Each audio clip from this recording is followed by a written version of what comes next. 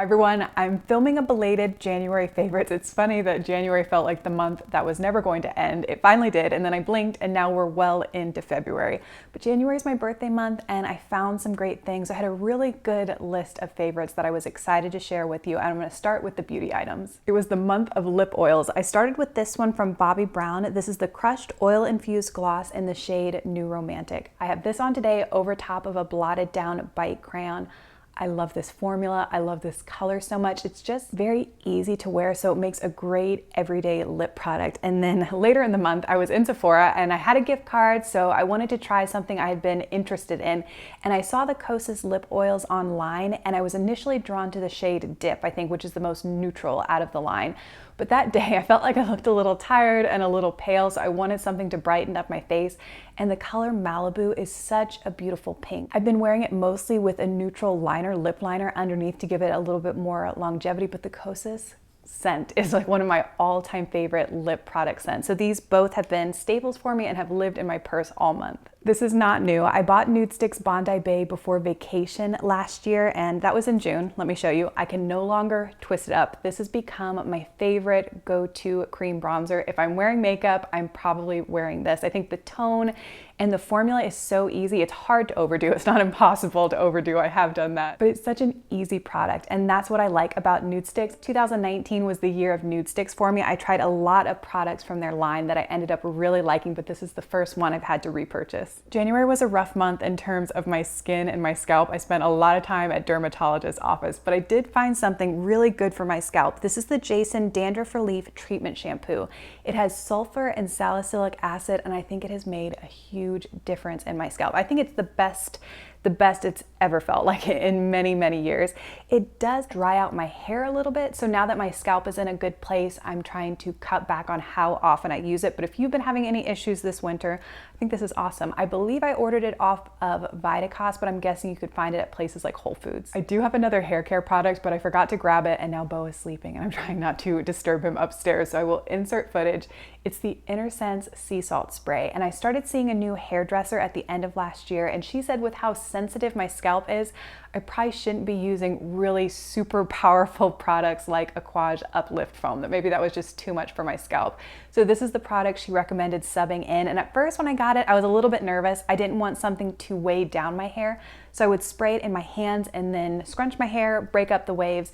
But now that I'm more comfortable with the product, I spritz it right at my roots, and I do think it gives me a little bit of oomph and a little bit more body, which I really like. By far the best book I read last month was Atomic Habits by James Clear. I'm not the first person to recommend this. I've actually owned it for a while, but I finally read it cover to cover, and to me, it lived up to all the hype. I think in my mind, I always thought that goals were really powerful and I didn't pay much attention to habits. But since reading this book, that has completely flip-flopped, and now I'm a little bit obsessed with habits. This was my favorite takeaway, and I've thought about it quite often. Every action you take is a vote for the type of person you wish to become. Decide the type of person you want to be and prove it to yourself with small wins. So I'd already decided the habits I wanted to build in 2020 before reading this book, but now I feel very empowered. Like I have all the tools I need to be successful. One of those tools is the Habit app. I saw this on Kate Spears' Instagram, and if you don't follow her, I will put a link down below, but I was originally using a much more intense, cumbersome habit app that I thought seemed really cool, and it probably is, but for somebody just starting out, this is so basic, but it's still very pretty, and it makes me really excited to check off my habits every day. All the talk about habits leads me into my next category, which is home decor, and since I've been working from home, I've been trying to make my home office a little bit prettier, a little bit more organized, and I discovered the Food 52 website. I don't know where I've been, but one thing in December I think that I bought is this dry erase board. It is so cute. The only downside is that Bo, my cat, is obsessed with biting the foam letters. So pretty much each one of them has a bite out of them at this point. But I think it is so beautiful, and I change it up between my monthly goals. Right now I have the habits that I'm working on building, and it's just a really cute way to decorate my office and still be a little bit functional. I also bought a painting for my office. This is from LA-based artist Jess Lavard, who I followed for a long time, and it's been amazing to watch her journey as she's gone back to school and studied art, and I knew I wanted to support her and buy one of her pieces at some point, and the day she posted this, I said, that's it. It has my name written all over it, and I get so much joy every time I see it. My next favorite are the earrings I'm wearing. They were a Christmas gift from my cousin. They're the Majuri boyfriend hoops, and I think they are just the perfect earring. I'm still trying to figure this whole work from home thing out. To be honest, I like getting ready. I like doing my makeup. I like getting dressed. So I'm trying to ease myself into this more casual thing. And I feel like these hoops can really help to dress up an outfit, something very basic like what I'm wearing today, without being too over the top and too dressy. So I've gotten tons of use out of them so far. I think pretty much every time I left the house in January, I wore this sweater, which is from Lou & Grey. I got my normal size medium.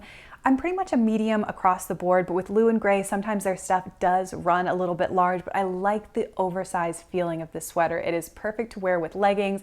I've been wearing them with my Steve Madden sneakers, the little zip-up sneakers that I think are so cute and so comfortable, but I did wear this a ton, so much so that my sisters commented on how much I was wearing it, but I'm just getting all of my money's worth out of it. I did check right before I sat down to film, and it is still on Lou & Grey's website. It is an online only item, but it's currently on sale. It is very heavy, so if you're living in a colder climate and you want something that's gonna keep you really warm but not be overly bulky, I think this is a great option. Last but not least, I have something for my planner, and I'm using the same exact setup, but I wanted to freshen things up for the new year, so I added in some new accessories. I can't remember who showed this. I follow a lot of the planner hashtags, but if I can find the person, I will put a link down below. But it's a pocket that I've been keeping in the front, and I have some stickers in there and a card, and it's exactly what I wanted. I ordered it off of Amazon. The brand is Disc Agenda. The shipping time was kind of crazy, but it honestly came a lot faster than expected. It's an A5 size, so it's slightly off from my planner, but it still works perfectly, and it was exactly what I was hoping it would be. That's everything I've been loving lately. I hope you found something that's interesting to you, and if you wanted to share any of your recent favorites, please leave that in a comment down below. I'm always wanting to check out new things. I really appreciate you watching, and I'll talk to you again very soon.